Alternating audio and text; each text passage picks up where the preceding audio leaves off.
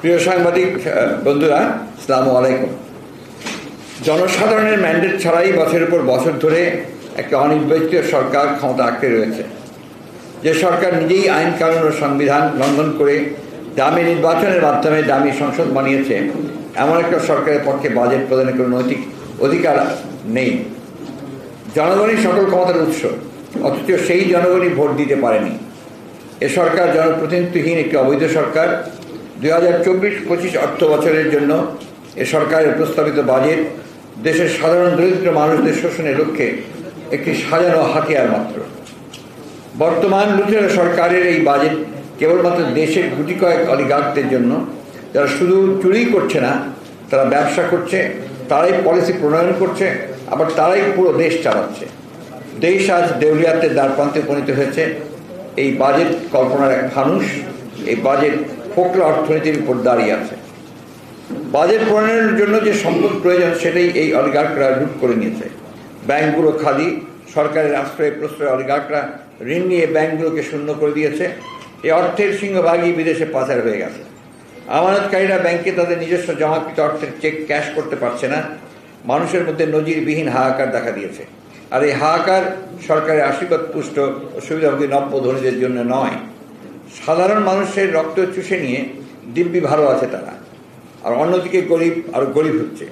যে কোনো সময় মানুষের ধৈর্যের বাঁধ ভেঙে যেতে পারে। এদিকে বাংলাদেশের রিজার্ভের অবস্থা তলানিতে চলে গেছে।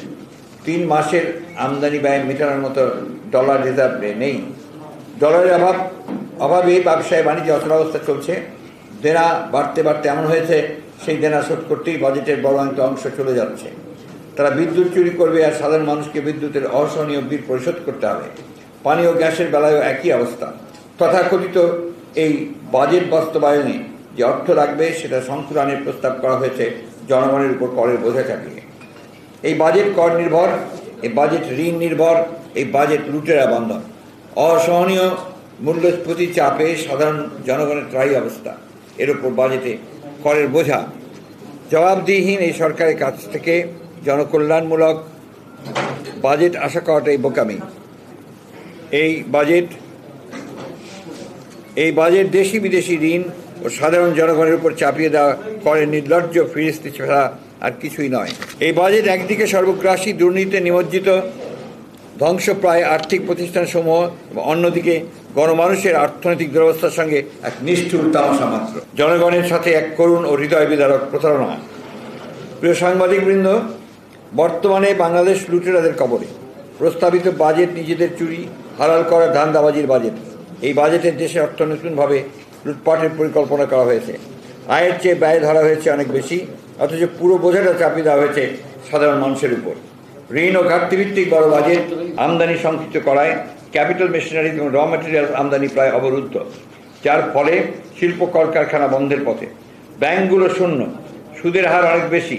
সরকার নিজেই ব্যাংক থেকে বিপুল পরিমাণ অর্থ ঋণ নেওয়ার বেসরকারি সেক্টরে ঋণ প্রাপ্তির সুযোগ কমে গেছে, যার ফলে বেসরকারি বিনিয়োগ স্থবির হয়ে পড়েছে।